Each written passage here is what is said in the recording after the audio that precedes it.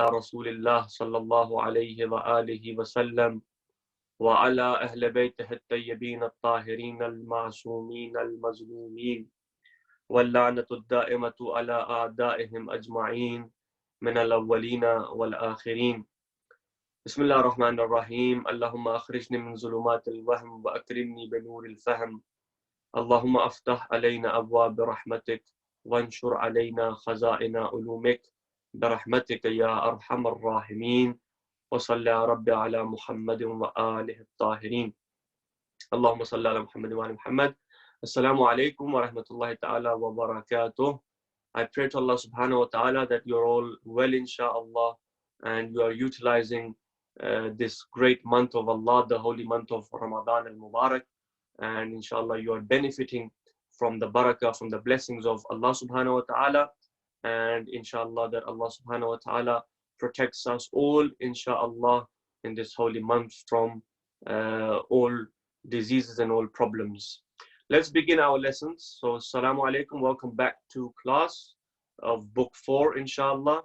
As you know, last week we had reached a stage that we were now starting to look closely at the usul of deen, and then we looked at the word submission to Allah. What does it mean to be a Muslim? And then we looked at a few examples. We looked at the example of Bibi Zainab from Karbala. We looked at the example of Imam Hussein alayhi in Karbala. We looked at the example of the Prophet Muhammad being patient towards the woman who would always throw garbage, or she would throw rubbish on the Holy Prophet to disrespect the Holy Prophet. So moving forward now, we look at the Asma Allah, the Asma'ul Husna.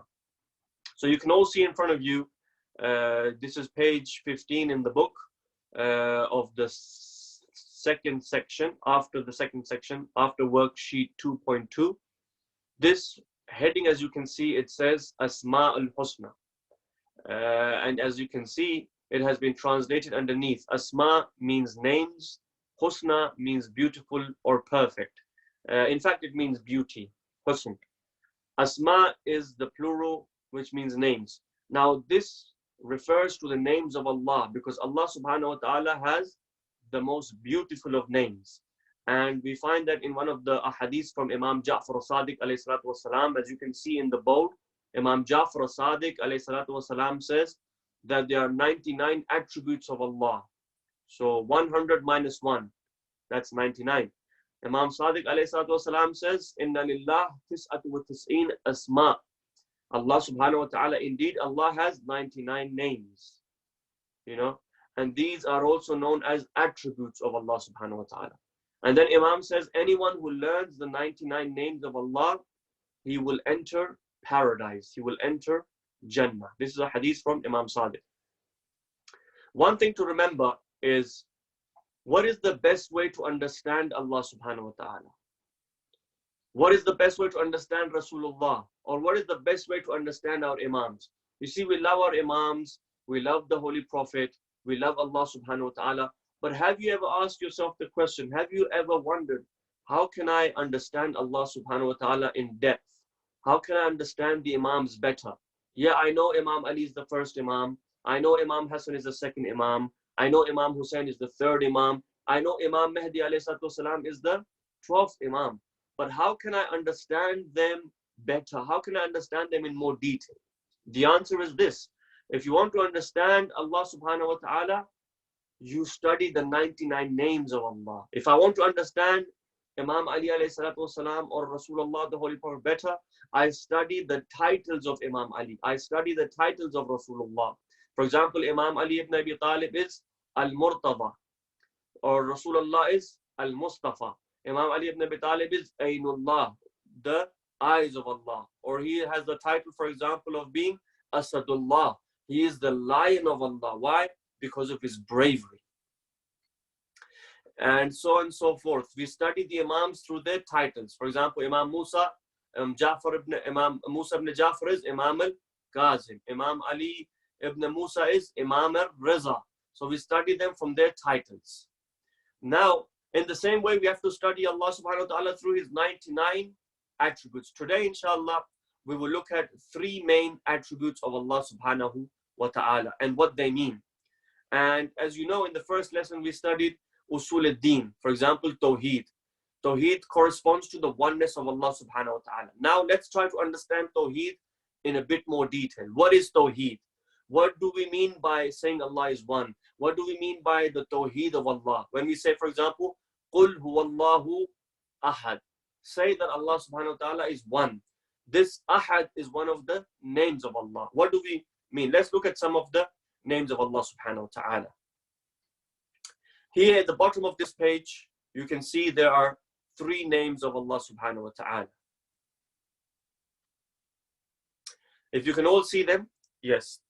Al-Latif, the first name of Allah subhanahu wa ta'ala is Al-Latif, is one of the names. Allah has 99 names in the Holy Quran.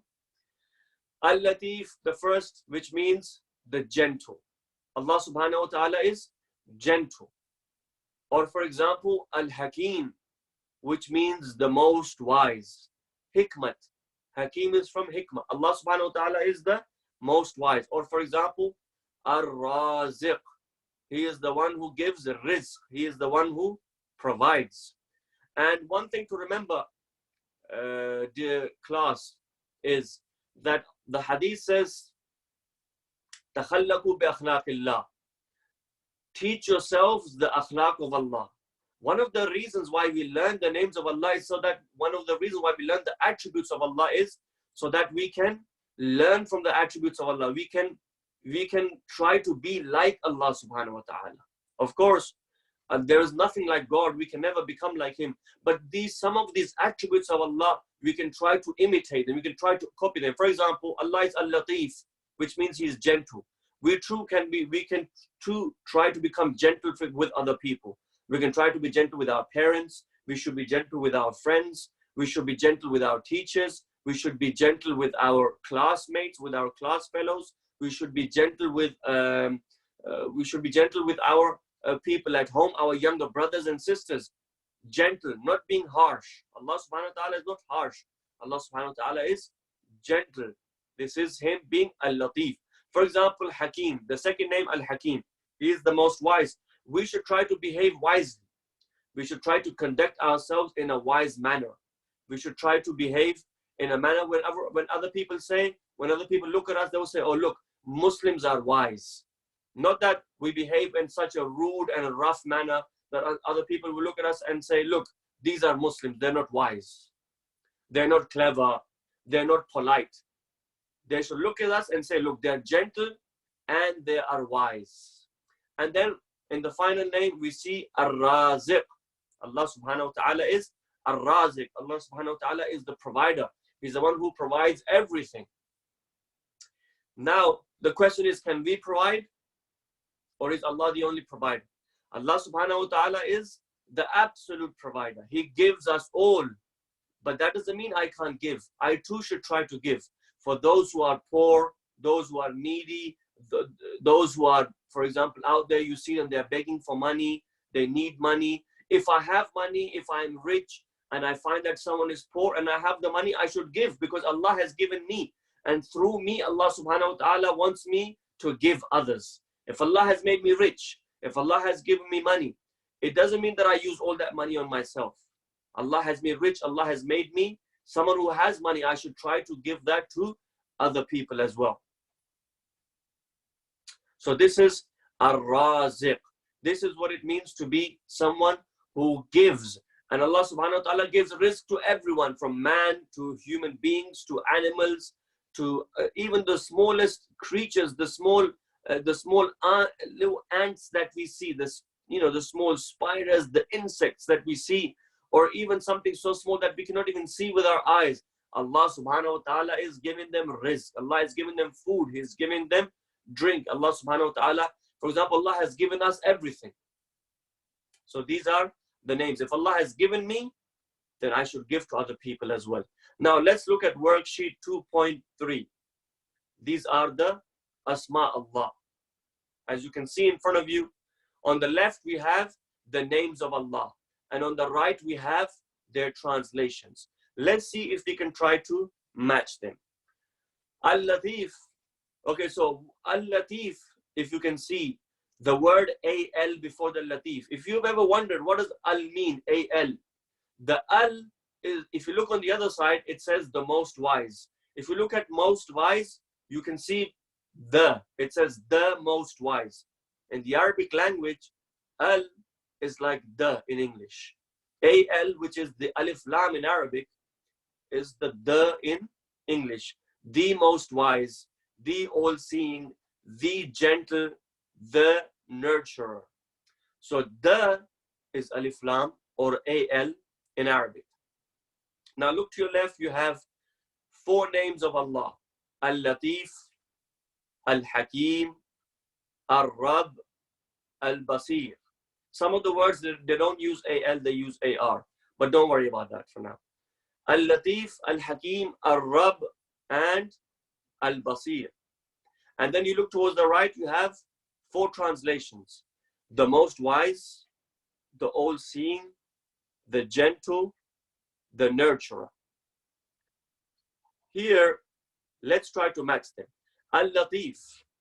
We studied this above. Al-Latif. What was Al-Latif? Is it the most wise? No. Is it the all-seeing? No. Is it the gentle? Yes. Al-Latif is the gentle. Al-Hakim. Is it the all-seeing? No. It is the gentle? No, because that's Al-Latif. Al-Hakim, if you remember, is the most wise. Ahsantum. That will go up to the most wise. Now, we have 2 new names that we haven't studied above. So, remind yourselves, this is the way to understand Allah subhanahu wa ta'ala. So remember these. As I say them, try to memorize them. So that if someone asks you about the Tawheed of Allah, you can use these attributes to explain to them what is the Tawheed of Allah. Ar-Rab. Allah is also known as Rab. Imam Ali alayhi salatu wasalam in Dua Kumail says, Ya Rab, Ya Rab, Ya Rab. He uses the word many times in Dua Kumail, Imam Ali alayhi salatu wasalam. Sayyidi Mawlai, Ya Rabbi, Ya Rabbi, Ya Rab. What does the word Ar-Rab mean? Is it the most wise? No, that is Al-Hakim. Is it all-seeing? No. Is it the gentle? No, that Al-Latif. Ar-Rab is the nurturer. One who nurtures you. One who raises you. One who nurture or Rab is from Rab, and Rabubiyya is from the same word. Someone who nurtures you. What does it mean to nurture? In simple words, if I break it down in simple English, nurture is the one who completely is aware of you, looks after you, and he nurtures you in a sense that he brings you up. And whatever is associated with upbringing, Allah subhanahu wa ta'ala does that. The one who brings us up, the one who nurtures. And finally, Al-Basir, that is the all-seeing. Allah subhanahu wa ta'ala is not just seeing. Allah subhanahu wa ta'ala is all-seeing. He can see everything. That which I cannot see, that which you cannot see. Now think of the smallest, what is the smallest creature that you can think of? Maybe a small insect, maybe a small little ant, or even small bacteria and germs and viruses. Bacteria, germs, and viruses are so small you cannot even see. Right now, everyone is speaking about coronavirus, but no one can see coronavirus. Do you know why?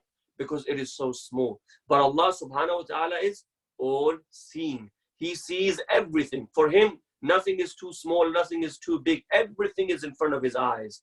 He doesn't have eyes as such, but everything is in front of his vision. He sees everything. Okay, let's go to the next page. Al-Latif. Al-Latif is the most gentle. And this word is a word which comes from the word lutf, which means love towards us. So Latif is from the word lutf. Allah has lutf. And because of the lutf, which you can say it is like a love or a like of, or a strong like towards his people, towards his creation. You see, Allah subhanahu wa ta'ala is gentle towards us. He has lutf towards us. Why? Because we are his creation, because we created him. And so Allah subhanahu wa ta'ala wants to do that which is beneficial for us. This is the lutf of Allah. What does it mean to have Allah, for Allah to have lutf towards us? Is, for example, you see, whenever Allah subhanahu wa ta'ala is mentioning lutf in the Holy Quran, he also mentions the word Al-Khabir. If you look at the second paragraph, most of the time, when Allah subhanahu wa ta'ala mentions the word Al-Latif, he mentions Al-Khabir. What does that mean?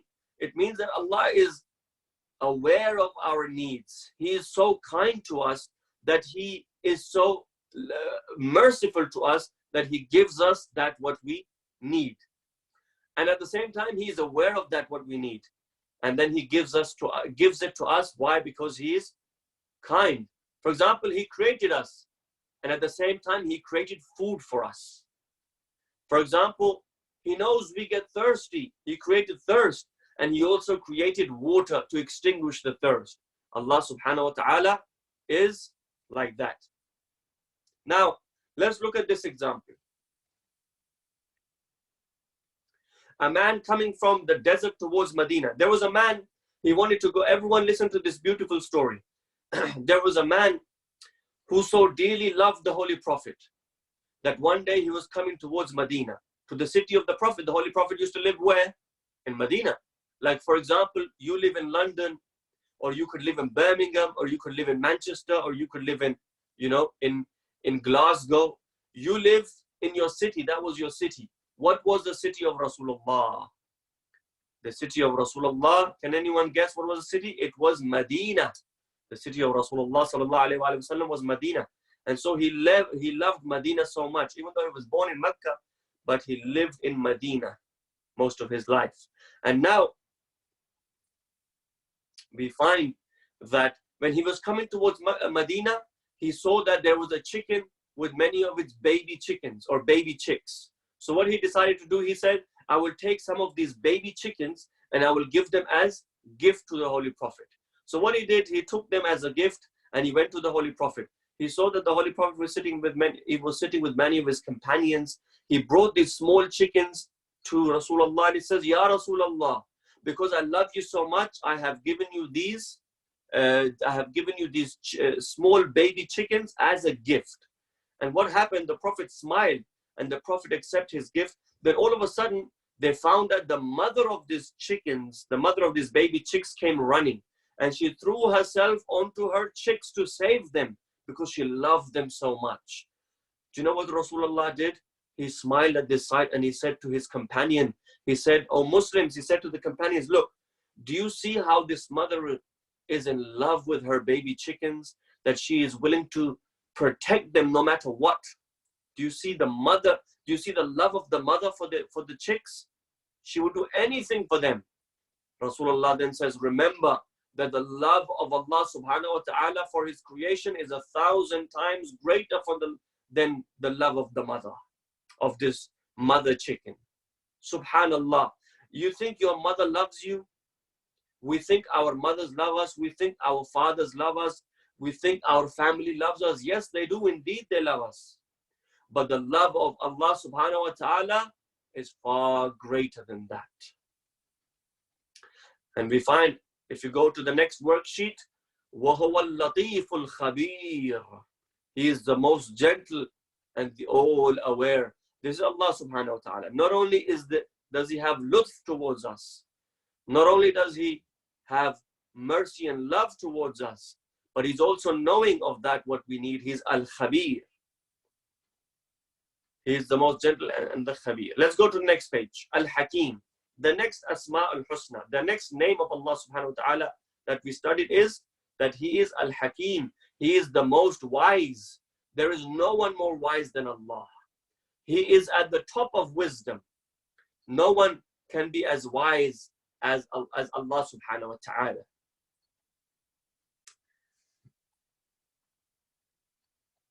Okay, if you skip the second paragraph and we come to the third one. Earlier, it says, for example, Allah subhanahu wa ta'ala has two other very famous attributes, Ar-Rahman, Ar-Rahim. Whenever you start any surah of the Holy Quran, except for Surah Tawbah, surah number 9, every surah of the Holy Quran begins with Bismillahir Rahmanir Rahim. Whenever we do something, before eating, we should recite Bismillahir Rahmanir Rahim. Before drinking water, we should recite Bismillahir Rahmanir Rahim.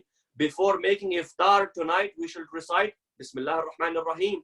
Ar-Rahman Ar-Rahim is one of the most beautiful attributes of Allah. And Allah loved them so much that He uses them in Bismillah Ar-Rahman Ar-Rahim. Ar-Rahman, the merciful and the compassionate. Just like He is Al-Latif, the most gentle. And see, because Allah is Ar-Rahman, because Allah is Ar-Rahim, because He is Latif, He wants us to go to Jannah. Allah does not do anything for us to go into hell. Allah does not want us to go to hell. It is us who commit indecent acts. It is us because we lie, we cheat, we do wrong things, we may do naughty things, and because of that we take ourselves closer towards hell. But Allah subhanahu wa ta'ala wants everyone to go towards Jannah. So not only is He the most wise, He is also Alim, Al-Alim. He is the most knowledgeable. Al-Hakim, Al-Alim, Ar-Rahman, Ar-Rahim. These are the names of Allah that we must memorize. So now, when He combines His wisdom, His knowledge with His mercy, this is known as wisdom. Okay, let's look at an example. The example that we find in the blue box. Imagine there is a little girl by the name of Halima. This is an example. So there's a little girl whose name is Halima. She wants to bake a cake to take to school for her friends. Imagine a girl, I'm sure you've all baked cakes before. Imagine you want to bake a cake and you want to take that cake or cupcakes to school for your friends. But she doesn't know how to bake it. So what does she do? She goes to her mother and she says, Mother, I want to bake a cake. Can you help me bake a cake? Her mother also knows how to bake a cake, so she has the knowledge and she can also bake the cake because she has the experience. So what will she do? Will she help her? Of course she will. Why? Because her mother is so kind to her daughter, because she loves her daughter. She wants to help her daughter, Halima. So if her mother will help her, now imagine how kind Allah is. Now imagine how kind Allah subhanahu wa ta'ala. This is why when we make dua, Allah will never reject our du'as. Allah will always accept our du'as as long as these du'as are in line with Islam. As long as these du'as are not something which are haram. As long as the du'as are halal, Allah will accept this.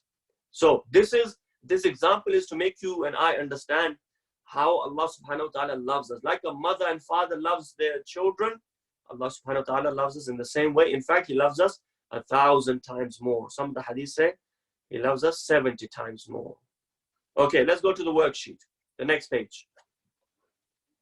Now, Al-Hakim. We said Al-Hakim has 4 options. What does it mean? The most knowledgeable, the most merciful, the most wise, or the most kind? Here we learned that the answer is B, the most merciful here. Okay, let's look at, okay, yes. So if you know the answer, you can type it in. What is the answer to number 1? Is it A, B, C, or D? So I give everyone a few seconds to answer. Is it A, B, C, or D? MashaAllah, I think everyone has got that right. Al-Hakim is the most wise. Let's look at number 2. Allah's wisdom. What is Allah's wisdom? We said Allah's wisdom, if Allah subhanahu wa ta'ala is wise, but what is His wisdom? If you remember, we broke it down. Allah subhanahu wa ta'ala, He wants us to reach heaven.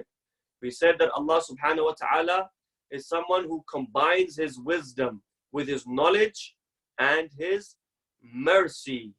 So that means His answer is A, B, or C, or D. It is C. It is His knowledge and His wisdom.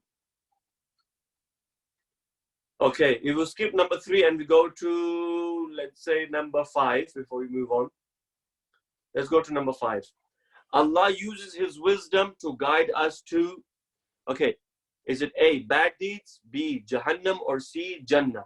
So now that we know what wisdom is, what does Allah use His wisdom for? Does He want us to do bad deeds? Does He want us to go to Jahannam? Or does He want us to go to Jannah, paradise? Ahsantu, mashallah. You've all got it right. We all want, Allah subhanahu wa ta'ala wants us to go to Jannah. Okay, Now, next page. The last page before we move on to the next section of fiqh of this is the final name we learned for Allah subhanahu wa ta'ala is that He is Ar-Razik. He gives us everything that we need. What do we need? We need food. What do we need? We need clothes. What do we need? We need water. What do we need? We need a home. He provides us everything from food to clothes to water to home to our parents. Everything is given to us by Allah subhanahu wa ta'ala. And let's give a small example of Nabi Sulaiman before we move on to the fiqh section. Nabi Sulaiman alayhi salatu wasalam was once sitting by the beach. This is in the blue box. I'm going to go over it very quickly. You can read it at home in your own time. And I do expect you to read this, because if you read it, inshallah, you get more detail out of it and it makes more sense.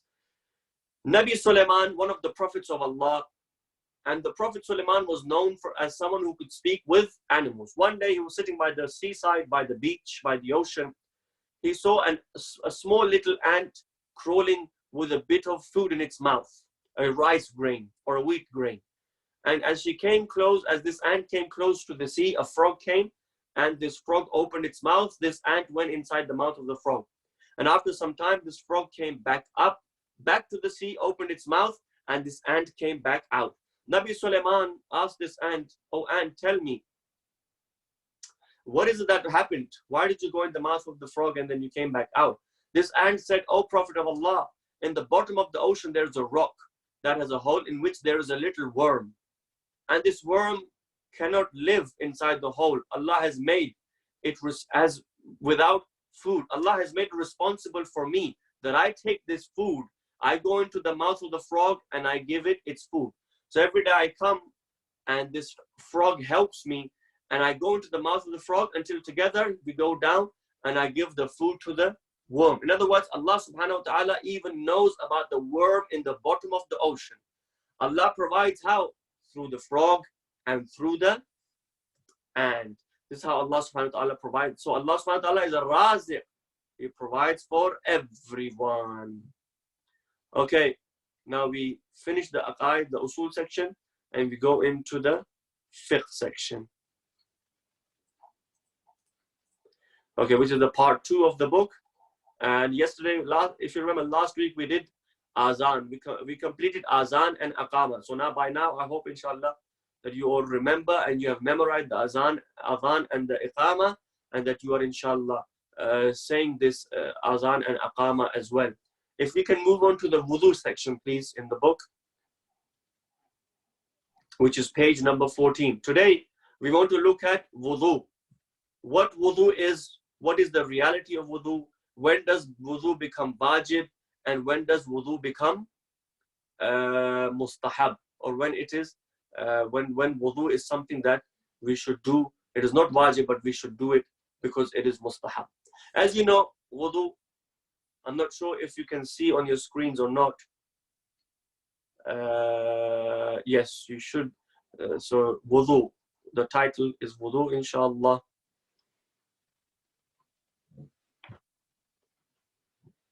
Wudu, as you know, is a special way of washing that makes us spiritually clean. Wudu is a special way of washing. It's not just something just to make your dirty hands clean, or if your face is dirty, just to make that clean. No. Wudu is something which is a spiritual cleansing. It makes you spiritually clean.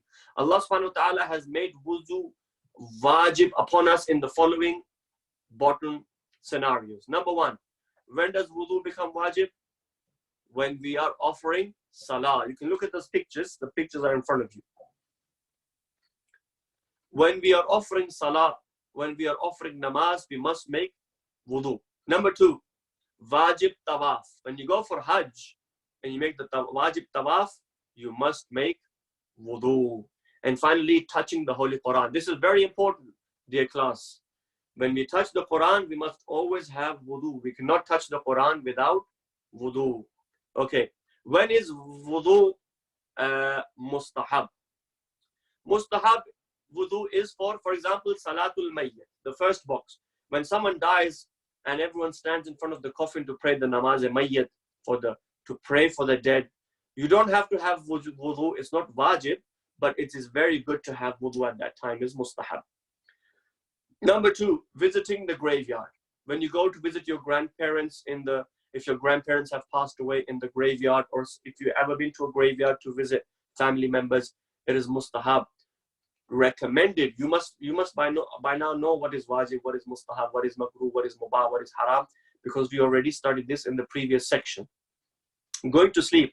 Whenever, dear brothers and sisters, whenever you try to go to sleep, always try to make wuzu before you sleep, because when you sleep with wudu, the whole time you're sleeping, it is counted as mustahab ibadah.